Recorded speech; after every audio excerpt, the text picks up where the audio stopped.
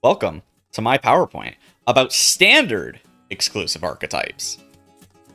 This time we're starting with Druid. During United in Stormwind, we receive Druid of the Reef and Oracle of the Loon. Druid of the Reef is a 1 mana 1/1, choose one, transform into a 3/1 shark with rush or a 1/3 turtle with taunt. Oracle of the Loon is a 3 mana 2/4, after you play a minion that costs 2 or less, summon a copy of it. These cards were incredibly powerful for a aggro token style taunt Druid. I know, you heard me right, it is an aggro taunt Druid. It makes use of cards like Razormane Battleguard, which is a 2 mana 2/3 Quillbore. The first taunt minion you play each turn costs 2 less. This card even got nerfed because it was so strong to 2/2.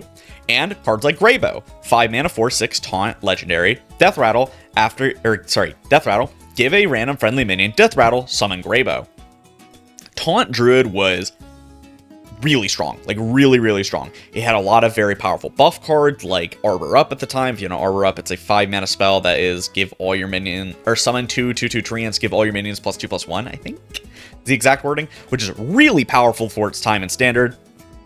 And I mean, it just had like a lot going for it. Razormane Battleguard would discount all your taunts, which then would get doubled up by Oracle of the Loon because they're so cheap. You could have Oracle of the Loon into Razormane Battleguard into Greybow for 6 mana on the same turn to get 2 Greybows, which is really good.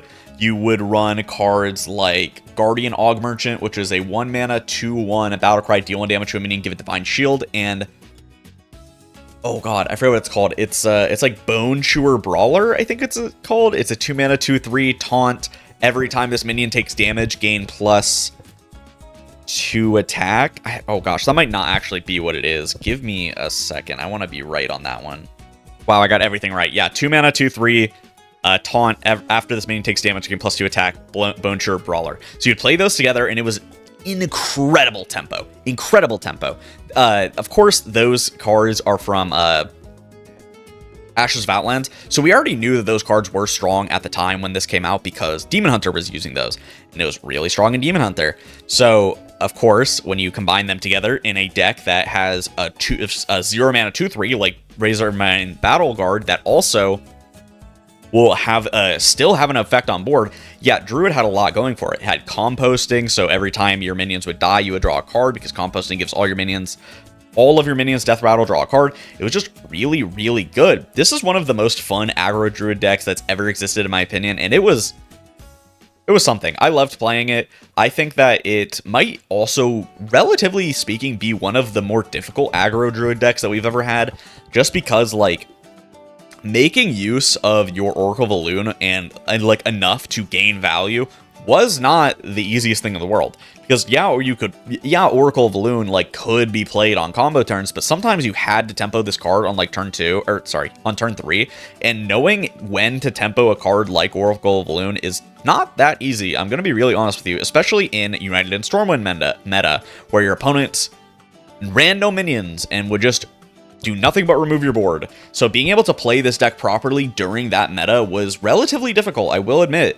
Obviously, you know, it's like a board swarm aggro deck that goes really wide and doesn't really like care about trading, doesn't have any thought like provoking trades that need to happen, stuff like that. So it's not like a difficult deck at all, but for the time it was in the game, it was definitely one of the more difficult swarm-based aggro decks, which does say a lot. Swarm-based aggro decks are significantly easier than every other form of aggro deck. Then we have Warrior. I know. So ETC Enrage Warrior was a enraged deck. You would damage your own minions and make use of powerful effects, like giving your minions Rush from Animated Broomstick. Because Animated Broomstick would give all of your minions Rush, it is a 1 mana 1/1 Rush, Battlecry, give your minions Rush, It synergized incredibly well with ETC God of Metal, 2 mana 1/4, after a friendly Rush minion attacks, deal 2 damage to the enemy hero, which that's nothing to scoff at. You would damage ETC with cards like Inner Fire, or if you're really special, Risky Skipper, and then copy it with Bloodsworn Mercenary. Bloodsworn Mercenary would summon 2 bodies because it also counted for itself, so that positively worked with Animated Broomstick. And if you don't know Bloodsworn Mercenary, again, 3 mana 3/3 Battlecry, choose a damage friendly minion, summon a copy of it. It's just it was really fun. I'm gonna be honest with you. It was a really, really, really fun deck. A lot of the decks in this video are decks that I had a fond time playing with. Specifically, I wanted to cover some of those because, you know, why not, right? I don't get to talk about standard decks that I really liked very often, so this is a great time. Of course, it existed at the same time as Risky Skipper, so you always were playing things like Risky Skipper, Armor Smith, Blood Boil, Brute to gain a lot of armor to, well, survive, fight against aggro, and sometimes if you're really into it, you'd be able to, like I said, you could do Risky Skipper into your ETC God of Metal, which do not do that. Don't do that. It's not consistent. It would very likely just kill your rush minions, so you would lose the game, but it was funny. Definitely was funny. And I mean, this is definitely one of the more interesting, like, kind of combo and rage decks that we've had. Currently, Risky Skipper decks are technically still combo and rage decks, but they're more full on, hey, I'm just going to play Skipper and gain 1 billion armor than, oh, I'm going to do something with the enrage effects. And, like, that's fine. Don't get me wrong. I enjoy Risky Skipper decks. Risky Skipper is one of the best design cards ever. It's a fan favorite card for a reason. It's just, I like this style of, like, tempo combo that we had for an enrage rather than just, like, full on combo that you see with Risky Skipper nowadays. Yeah. I think that's all I really have to say about this one, honestly. Then we have Priest. So during March of the Lich King, they released Undead Priest. Undead Priest is a variant of Shadow Priest because, well, Benedictus was in the game at the time, of course. It's a lot slower than your typical, like, full pirate kind of aggro priest that played a lot of pirates and would try to go as fast as possible. Because of this, it actually had stronger cards. Undying Allies is a 0 mana shadow spell. After you play an undead this turn, give it Reborn. That made your undead minions unbelievably sticky. You could play things like Foul Egg and then give the Foul Egg Reborn, so you get a lot of 3/3s from that. You could have your oh gosh, I can't remember what it's called. It's a 1 mana 1/2 undead that whenever you summon an undead, give it +1 attack. You give that Reborn, so it was more likely to stick on board. And because of the Reborn, every time an undead was resummoned, it would gain +1 attack. It's really, really powerful. You had High Cultist Basilisk. It is a priest legendary, 4 mana 3/5, Battlecry, resurrect all friendly undead that died after your last turn. So if your opponent played like a removal on your big board, well, guess what? No, you didn't, because I just played High Cultist Basilisk, which again does synergize with, I think it's called Arms Dealer. I think that's what it's called off the top of my head. I can't remember. Arms Dealer to give all your minions +1 attack as long as the Arms Dealer was summoned first, which is, it was pretty good. It really did matter. High Cultist Basilisk was so strong it even got nerfed to 5 mana. It was actually like a really powerful deck. Grave Digging is a 4 mana shadow spell. Draw 2 cards. Costs 1 less if a friendly undead died after your last turn. This card's actually kind of really strong. Like, overall, like, yeah, the rest of Undead Priest is kind of not that great, but Grave Digging is 1 mana draw 2 that just makes you want to have your minions die, which is something that you don't really care about, you know, when you're playing an Undead Priest, because they have Reborn and they get resummoned by Basilisk, so you got 1 mana draw 2, which is really good. I'm gonna be honest with you. Like, if Shadow Priest wasn't, like, entirely pirates, because pirates are obscenely overpowered, Grave Digging probably would be pretty good in Undead Shell, but the rest of the undead cards are kind of not that great. And speaking of not that great, we have Shadow Word Undeath. It is 5 mana shadow spell, deal 2 damage to all enemies. If a friendly undead died after your last turn, deal 2 more. So it's Chaos Nova, but it goes face. If you don't know, Chaos Nova is a Demon Hunter card that came out with, like, its Initiate set, I think, or was put in the core set. I don't remember specifically. And it is 5 mana to deal 4 to all minions, but this one only hits enemies, so that's pretty, I mean, it's okay. It's not great. This card is part of the reason that the package doesn't really work in Wild, is that, like, the payoff card to undeads is like Shadow Word Undeath, and that's a really bad card, even if the other cards are, like, pretty decent. Basilisk is not a bad card. It really isn't. Like, is it a great card? No, but, like, if the rest of the undeads and the payoffs were good enough, Basilisk would definitely make the cut. I'm a little surprised that Basilisk himself isn't an undead, but I think it's because, like, well, he's summoning them himself, so it's fine. If Basilisk was undead, it would definitely help a lot more for sure, because, well, the more undeads the better, but it's fine. This is, like, a really synergistic archetype that, like, you don't really see in one that, like, very, like, come to fruition very often in expansions that are basically like a one-off. Right? Like, yeah, Priest gets undeads every once in a while, but this was really a one-off, like, for the most part. So to see this level of synergy come together is pretty rare. Mainly it's almost entirely due to the fact that Shadow Priest wasn't standard. So you had Void Touch Attendant, you had Dark Bishop Benedictus, right? To fill in these gaps of like Undead Priest not really working. So it kind of came together better than you ever would have really expected, honestly. Then we have Hunter. So for Hunter, I'm choosing Cleave Hunter. Cleave Hunter was incredibly short-lived in Standard. It didn't even last, like, that long. It was nerfed in, like, the first balance patch of Showdown in the Badlands, this Cleave Hunter deck, so it really didn't have that much time to shine. But the whole idea is that, like, when you got cards like Messenger Buzzard, of course, is a 2-mana 1/2 beast, Death Rattle, draw a beast, give minions in your hand, +1/+1. It is really beneficial because it will draw your beasts that have cleave and ramp them at the same time. This is a deck that, you know, wanted to hand buff itself. It wanted to buff its deck because of always a bigger Jormungandr. At the time, it was 1 mana, it was nerfed to 2. Give a minion +2 attack, and excess damage dealt by attacks hits the enemy hero. So if you played on a cleave minion like Hollow Hound, 6 mana, 3/4, Undead Beast, Lifesteal Rush, also damages minions next to Amethyst attacks, or the primary target, Stonebound Gargan, 4 mana, 3/5, Rush, Infuse 3, also damages the minion next to whoever this attacks. It'll go up to 5 attack. Both of them will go up to 5 attack, so they benefit from hand buffs about the same. It's just Hollow Hound is more expensive, however, it doesn't have Infuse, so it's a little easier to use. You would buff them, you would buff Absorbent Parasite, which is a 2 mana, 3/1, Magnetic Rush, can magnetize 2 beasts, so you would buff that as well. With things like Hope of Quel'Thalas, Messenger Buzzard, Bestial Madness, like cards like that. Then you would play Jormungandr on your super buff like Gargan or Hollow Hound. Say it had 8 attack, you rushed it into 3 1-health minions. It would deal 7 times 3, 21 damage to your opponent, typically killing them because, well, you're playing Hunter, you kind of pressure your opponent a lot just by existing. You could get like over 30 damage on it. It wasn't the hardest thing ever, but your minions would have to have over like 10 attacks, so you'd have to have minimum 11 attack if you're hitting 3 1-health minions to do it, which is not the easiest thing ever without a buffed Absorbent Parasite to go alongside, and especially not for Hollow Hound because Hollow Hound costs 2 additional mana. The deck, this is one of the few decks on this list that had potential in Wild. It's just no one really thought about doing it in Wild until like right before the nerf happened. I'm going to be honest with you, no one was trying this in Wild. Would it have been decent? I think so. I really do.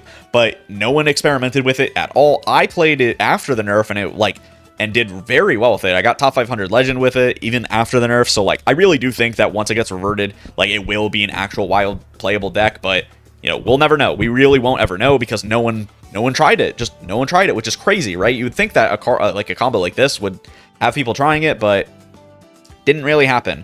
People were more focused on like Reno Hunter at the time, so people were playing Reno Hunter, trying to make Reno Hunter work, but it's fine. Like Jormungandr at 1 mana is so significant because you have Trinket Tracker in Wild.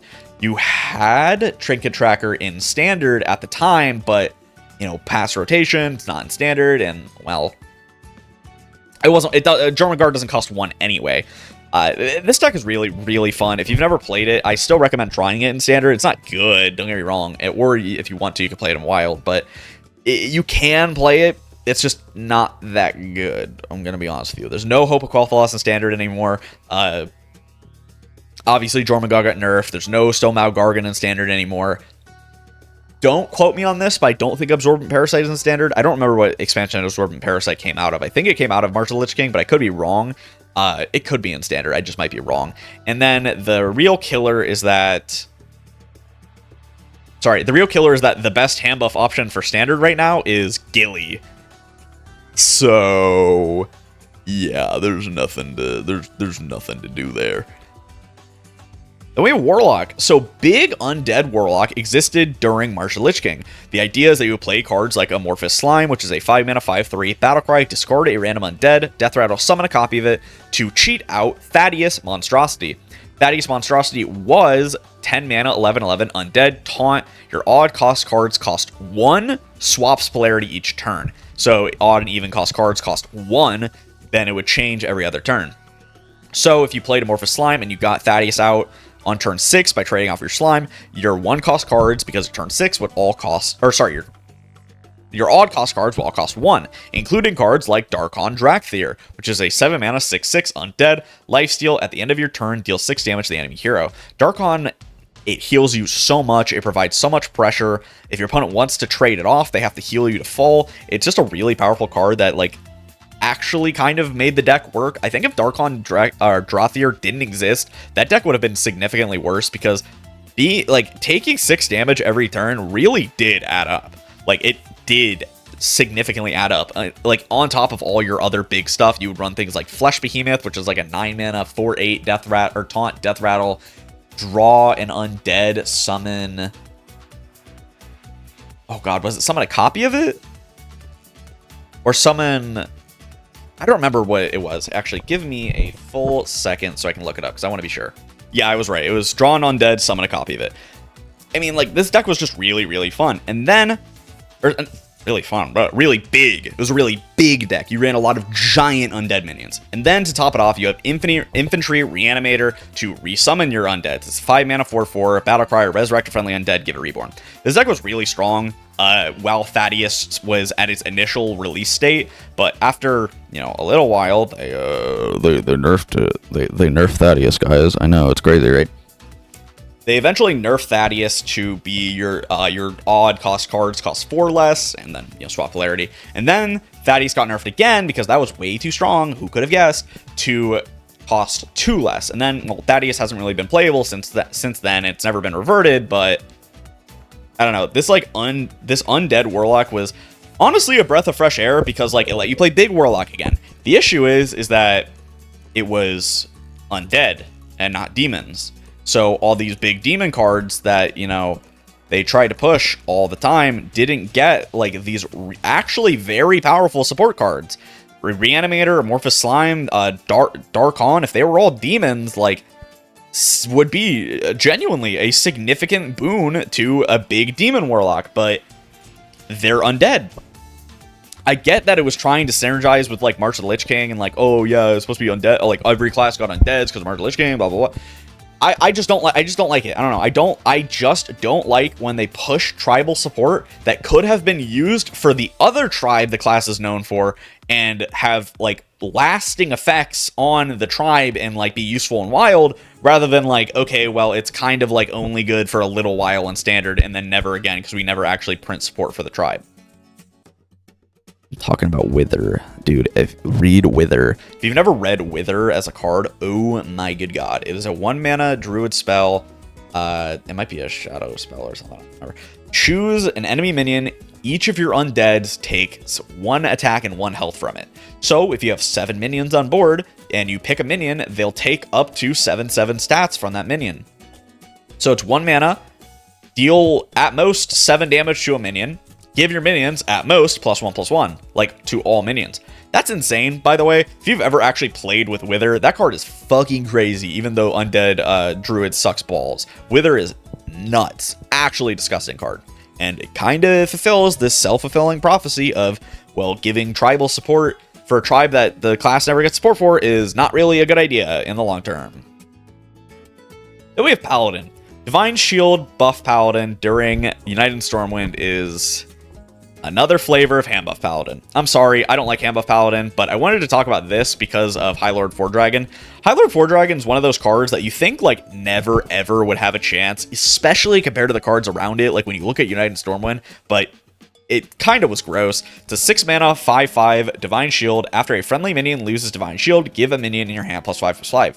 Like, on paper, this card doesn't seem like much, and even in the vacuum, it doesn't seem like much, right? Until you realize, wait, I could just, like, play a Divine Shield minion every turn, and then just, like, I'll have, like, 3 Divine Shield minions on, like, turn 5 or 6 with the coin, and they just, like, bump minions, and they're like, oh, wait, I just gave my hand +15/+15 in stats. Yeah, it's only, like, to 3 cards total, but that's still a lot of, it's just so many stats that you can't ignore it. Like, so many stats that you can't ignore the power level of this card. It came with cards like Prismatic Jewel Kit, which is a 1 mana 0/3 weapon. After a friendly minion loses Divine Shield, give minions in your hand +1/+1. You had cards like Righteous Protector that were in standard at the time. Righteous Protector 1/1 or 1 mana 1/1 taunt Divine Shield, just staple, really good Paladin card that sees play all the time. And cards like Cariel Rome, 4 mana, 4/3, Rush, Divine Shield. Whenever this attacks, reduce the cost of holy spells in your hand by 1. Prismatic Jewel Kit is interesting because not only does it give the same amount of stats as Painter's Virtue, the issue is that it costs way more mana than Painter's Virtue, technically, because yes, Painter's Virtue is a 4 mana, 2/3 weapon with lifesteal. After your attacks, give your minions +1/+1 in your hand. The issue is Prismatic Jewel Kit has an additional cost. It costs all those Divine Shield minions that you have to be playing to make it work. Yes, that's technically not a quote-unquote cost, but it does still add up. You have to play a lot more mana to make Jewel Kit actually work. And, like, it just isn't as strong as Painter's Virtue. Painter's Virtue has 2 attack and lifesteal, and it's more controlled because, well, you could just, like, not draw Divine Shield minions, and that would be bad. Obviously, Prismatic Jewel Kit was very good for its time, or it wouldn't have seen play, but it's crazy to think that this card, like, is just so much worse than Painter's Virtue, even though it's 3 whole mana cheaper. And then, like, Cariel Roam is a good card. Do not get me wrong. It's seen plenty of play as it's been in, like, Standard and a little bit of play in Wild. Don't get me wrong. The issue with this card is that deck didn't run that many holy spells, so it was really just a 4 mana 4/3 with Rush and Divine Shield, which is fine. Don't get me wrong, like, and that, like, worked very well with, like, your 4 Dragon and your Prismatic Jewel Kit. It's just you got this legendary minion that didn't really get to make that much use of its effect. It's kind of awkward. It is kind of awkward. Like, yeah, I get that happens all the time where, like, cards aren't fully used for their intended effect, but Cariel Roam just feels like a card that's never ever used for its intended effect. Just feels like a card that you're almost always playing as a 4 mana 4/3 with Rush, Divine Shield, even in Wild. Like, you don't, like, that there aren't that many holy spells that can be played with this. It's awkward, to say the least. This deck was good. It was very good. It was, of course, Hand Buff Paladin is, like, always good when it gets really strong support. And it did see plenty of play. It's just, you wouldn't expect this when you looked at United and Stormwind for this to be, like, very good. You had some other cards that made it a lot better. Like, you had the 3 mana 1/4 lifesteal Battlecry, deal damage equal to this minion's attack that would, of course, love to be buffed by these cards. I think it was only to minions, actually. I hope it was only. I think it was only to minions. You had a 4 mana 3/5 that was like, if this minion, or with Divine Shield, I think that was like, if this minion has 4 attack or more attack, gain Rush, I think is the exact wording. I don't remember what it's called. So you had a lot of cards that, like, did benefit from being hand buffed rather than just being like, oh, they're just, like, a lot of stats, which is kind of what you have now in Standard, where it's like, oh, they kind of just, like, get a lot of stats. So it was definitely more interesting than the current Standard Hand Buff Paladin, but it's Hand Buff Paladin. How interesting is it really? I only want to talk about this because of Bolvar. Shout out that guy. So, yeah. Then we have Rogue. So, Lackey Rogue, like, during Rise of Shadows, is definitely one of my favorite tempo rogues to ever exist. You played Evil Miscreant, which is a 3 mana 1/5 combo, add 2 random lackeys to your hand. If you don't know the lackeys, it was like, I'm going to rip this off the top of my head. You had Titanic Lackey, which would give a minion +2 health and taunt. You had Draconic Lackey, which would discover a dragon. You had Ethereal Lackey, which would discover a spell. You had Kobold Lackey, which would deal 2 damage. You had Witchy Lackey, which would evolve a minion by 1. You had Baseless Lackey, which would summon a 2-drop. You had, oh god, was it just called Goblin Lackey? No, it definitely wasn't called Goblin Lackey. I don't remember what it's called. It was, and then you had the 1 mana Lackey that would give a minion attack and rush. I think that's all of them. There were 7 total. I think I got them all. Anyway, so you got all the lackeys. And the lackeys, of course, if you didn't play at this time, were really broken. Like, really broken. They're so overpowered. Evil Miscreant got nerfed to a 1/4 because, like, a 3/5 body and, or a 1/5 body and getting lackeys was just way too strong, especially because you had the rush lackey that would give an attack, so it's just way too strong to, like, synergize together. And then, I mean, Lackey's just really good. You had Heist Baron Togwaggle that came out as well, which is 6 mana 5/5. Battlecry, if you control a Lackey, choose a fantastic treasure. The treasures are the Marin treasures. So you have the 3 mana, draw 3, they cost 0. You have 3 mana Xerog's Crown. I don't remember what they're all called. It's like Wondiferous Wand or something. Xerog's Crown, which is discover a legendary, summon 2 copies of it. You have like Toland's Goblet, I want to say, which is 3 mana, draw a card, fill your hand with copies of it, which was really good at the time. because you would do with Leroy, and you would just have infinite Leroys. And then you had Golden Monkey, which is a 3-mana 6/6 a taunt battlecry. Replace your hand with legendary minions. I think were all the options. You would typically always just pick like either Toland's Goblet or the Wonder Wand, whatever the wand was called. Because what you would do is you play like Leroy, and then you would play like Togwaggle Scheme to shuffle Leroys into your deck, and then you would play the wand, so you draw a bunch of 0-cost Leroys, and that was really fucking good. If you couldn't guess, this is a big section about Leroy Jenkins. 5-mana 6/2 charge battlecry, summon 2/1/1 whelp to your opponent. God damn, dude, Leroy is a card of all time. This is the deck that got Leroy Hall of Famed. It is. Thank God, finally, Leroy got Hall of Famed. If you don't know, the Hall of Fame was a system where before the core set, they had the Classic set. So Hall of Fame would let them put cards from Classic into Wild, since they didn't rotate naturally if they were too strong or like were causing issues, right? Ice Block got Hall of Fame, Molten Giant got Hall of Fame, Leroy got Hall of Famed, a bunch of cards got Hall of Famed, right? Like old Murk-Eye got Hall of Fame. So you had a bunch of cards that have been Hall of Famed as time went on. So Leroy not being in Hall of Fame for as long as it did, 2019, really was like crazy, honestly speaking. But yeah, and then last but certainly not least, you had Waggle Pick. 4-mana, 4/2 weapon, Death Rattle, return a friendly minion to your hand, it costs 2 less. It casts Shadow Step on whatever minion. The thing is you could have Leroy. Oh, I know, right? You would play Leroy, break your Waggle Pick, you would have dealt 10 damage to your opponent, you would get another 3-cost Leroy, and then you could deal even more damage to your opponent. You could run Cold Bloods, you could do a bunch of stuff. Yeah, this deck is the reason Leroy got nerfed. If any, like, I'm so real with you. It is the not nerfed, sorry, I can't talk. Hall of Famed rotated because Leroy just can't exist in a game where they want to keep printing bounce effects and like buff effects and stuff like that. It just can't. Right? It can't exist in a game like that, right? They definitely didn't put Leroy in a standard with fucking Crusader Aura and Painter's Virtue, right? Yeah. Leroy, man. Then we have Shaman. So this one's actually currently going on in Perils in Paradise in Cliff Dive Shaman. Cliff Dive Shaman is a new style of big Shaman. It runs some smaller minions, it does, but typically they are Battlecry based, like your Hagatha the Fabled or your Razzle Dazzler. You can't tutor Cookie, but whatever. Them being battle cries is a big deal because of Fairy Tale Forest. If you don't know, Fairy Tale Forest is a 3-mana location that is draw a battle cry minion. It costs 1 less, so you get to tutor out your battle cry minions from your deck, like Hagatha the Fabled, so you don't pull them off Cliff Dive. Hagatha the Fabled is a 4-mana 4/3 battle cry. Draw 2 spells that cost 5 or more. Transform them into slimes that cast the spell. The slimes, of course, have the same stats as the cost, so it is a. If you draw it with Cliff Dive, you get a 6-mana 6/6 that reads. Cliff Dive, summon 2 minions from your deck and give them Rush. They go back at the end of your turn. So you pull like Dog Saran Unleashed, you pull Walking Mountain, you pull Golganeth, or, you know, sometimes you pull Cookie. It happens. Sometimes you pull a Razzle Dazzler, sometimes you pull Hagatha, it happens. Then you can rush them in and trade them off if you want, or you can let them go into your deck at the end of your turn.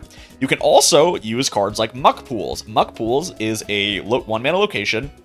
Transform a friendly minion into one that costs 1 more. This is really powerful with Cliff Dive because you're already summoning really expensive minions from your deck, and instead of letting them go back into your deck, you can just evolve them with Muck Pool. They won't go back into your deck anymore, so you could evolve your Yogg Saron into like a 10-drop. You can evolve your 10-drops into 11-drops, which are almost all which are giants, or Chained Guardian. Chained Guardian is an 8-mana 8/5 with Rush and Reborn.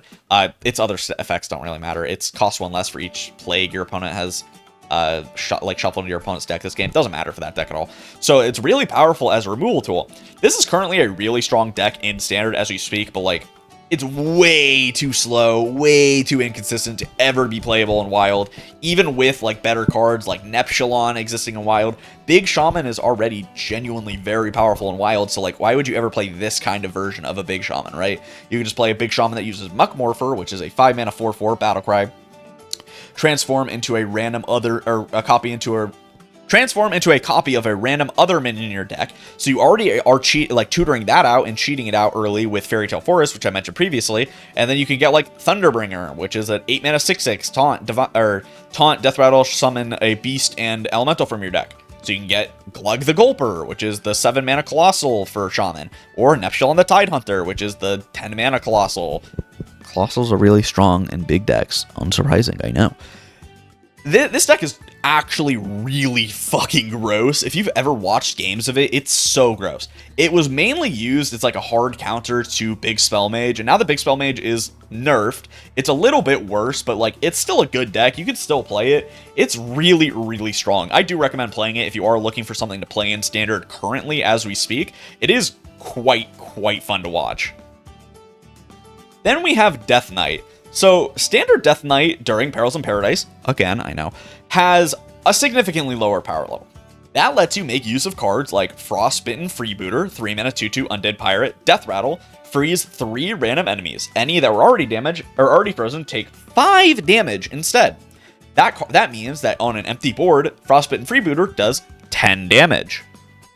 So, you can add its Death Rattle to other minions with Death Growl to make them also have that same Death Rattle. You can use Dead Air, which is sorry, I should have read Death Rattle, or Death Growl. 1 mana, 1 Unholy Rune. Choose a minion, spread its Death Rattle to adjacent minions. I should have read that off. You can use that to spread the Death Rattle, and then you can use Dead Air, which is a 2 mana, 1 Frost, 1 Unholy, so they work together. Spell, which is destroy your undead, resummon them. That means if you have, like, 3 minions on an empty board that have the Frostbitten Freebooter Death Rattle, as long as they're all undead, you can trigger that, and then it will deal 40 damage because they're already frozen from the first effect of the Freebooter, so they'll deal 15 for 40 damage. You can also use cards like Yelling Yodeler to double the Death Rattle of Freebooter for 25 damage on an empty board, or, freeze the entire enemy board if you really want to.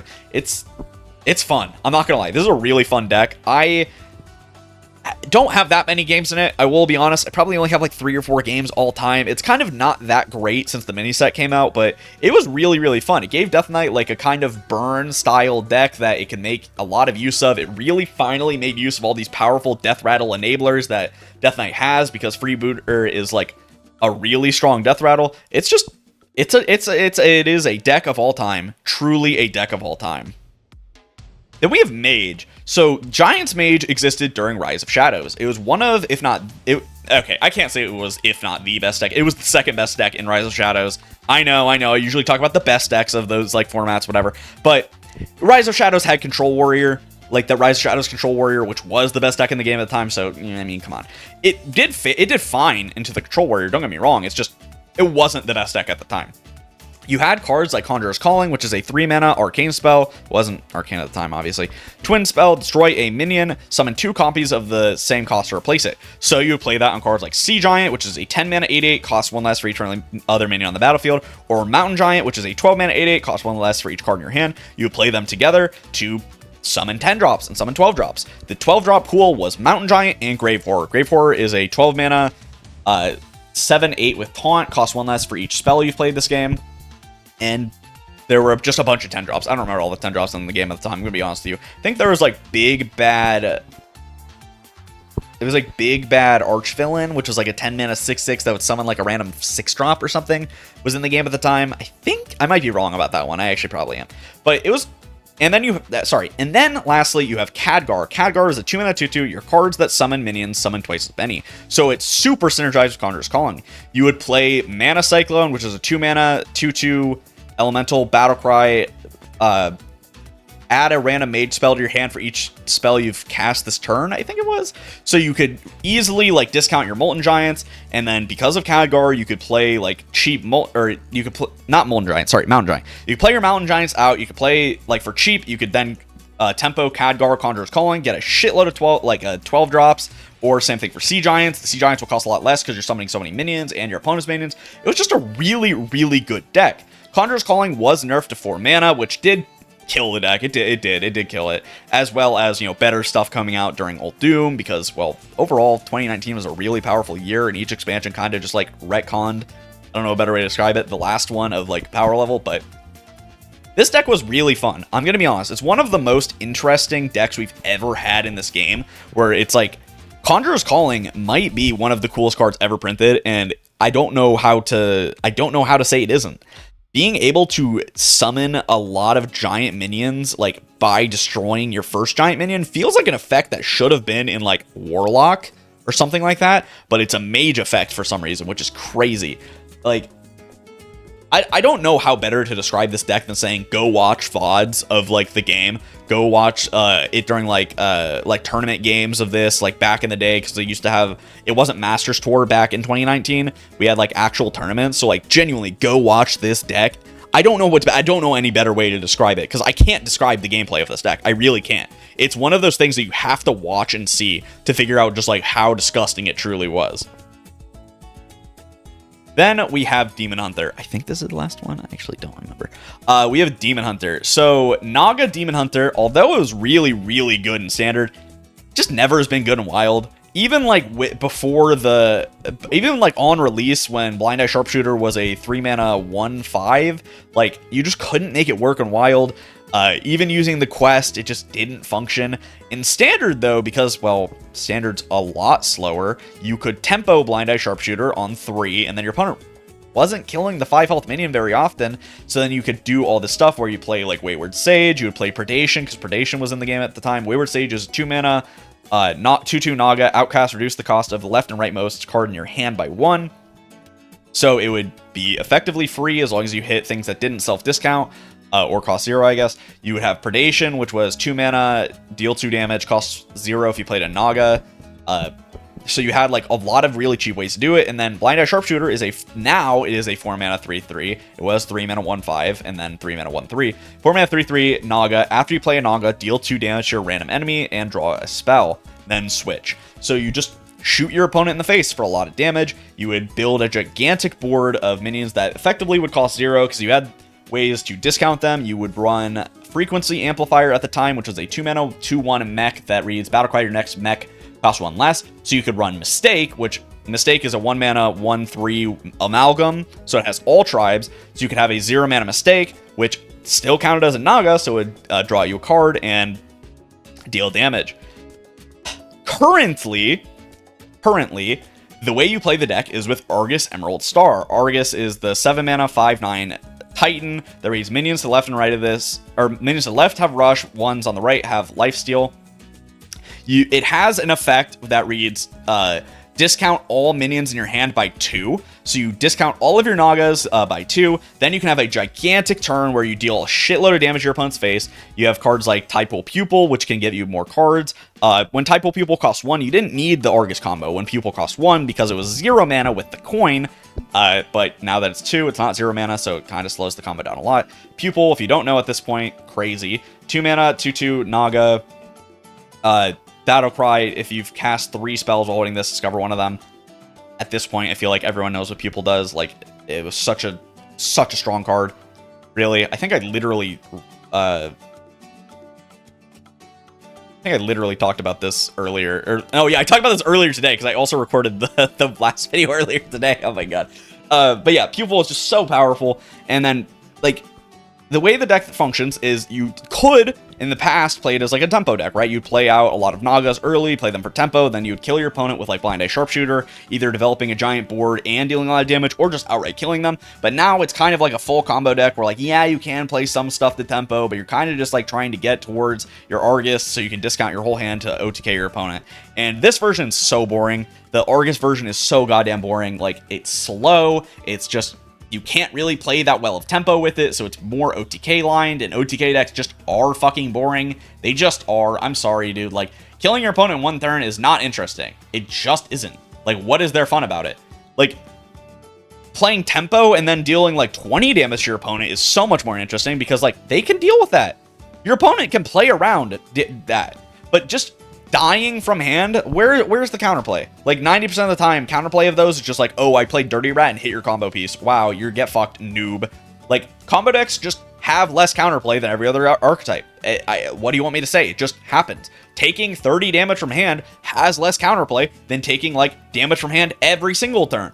It just does. That's gonna be it for me. If you guys enjoyed, make sure to like, comment, and subscribe. Tell me anything down below. there any other like standard archetypes that have only existed in standard? I know that there are a lot of them, don't get me wrong, but it's less fun to talk about ones that are based on parasitic archetypes, like say Sludge Warlock or a Curse Warlock, or a lot of them are parasitic. There's a lot. I'm just thinking of Warlock ones off the top of my head because I do like Curse Warlock, don't get me wrong, but it's harder to talk about standard exclusive decks that aren't based around parasitic one expansion archetypes that they've now been like forcing into the game on repeat for the last few years. So I tried to talk about as few of those as I could. But yeah, if you guys enjoyed, make sure to like, comment, and subscribe. Tell me what you think down below. Are there any of these that you wish would come back to Wild, that you wish would get some kind of support? I know, it's like it's almost like it's the same as those unsupported archetype videos I do. I know people like these, so I really do try to make videos that I know people like, and I enjoy making them. I really do. So yeah, I'll see you guys next time. Peace out. Bye. Shadows are rising again! Darker than they've ever been. As evil descends from the skies, the world cries out, how will we survive? Out of the hall of explorers, and up from the dust.